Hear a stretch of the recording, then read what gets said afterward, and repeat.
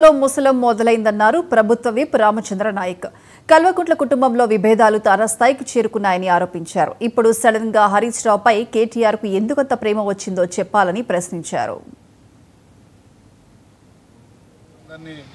అన్ని రకాలుగా వాడుకొని వారి ఆత్మ బలిదానాలకు కారకులై వాళ్ళ ఆత్మ బలిదానాల మీద సోనియా గాంధీ గారు ఇచ్చిన తెలంగాణను మేమే తెచ్చుకున్నామని చెప్పేసి రాష్ట్రంలో ప్రభుత్వాన్ని ఏర్పాటు చేసుకొని 10 సంవత్సరాల్లోనే దాదాపు 10 లక్షల కోట్ల మరి రాష్ట్రం మీద అప్పుల భారాన్ని మోపి ఆ ప్రజాధనాన్ని మొత్తం కొల్లగొట్టి ప్రభుత్వ ఆస్తులన్నీ అమ్మేసి మరి ఈరోజు వారి కుటుంబ సభ్యుల మధ్యనే దోచుకున్న సొమ్ము కోసమో లేకపోతే భవిష్యత్తు రాజకీయ లబ్ధి కోసమో మరి ముసలం మొదలైందని చెప్పేసి తెలంగాణ రాష్ట్ర ప్రజలకు అర్థమవుతూనే ఉంది. ఈరోజు కేటీఆర్ గారు హరీష్ రావు గారి ఇంట్లో 2.5 గంటలు సుదీర్ఘ చర్చ చేయడానికి మతలబేందో తెలంగాణ రాష్ట్ర ప్రజలకు వారు తెలియజేయాలి.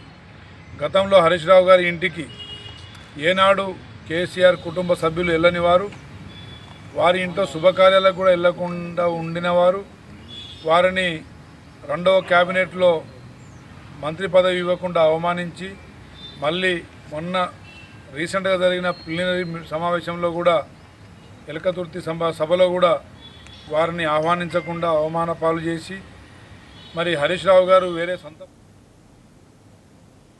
AP deputy CM Pawan Kalyan ఇచ్చిన హామీ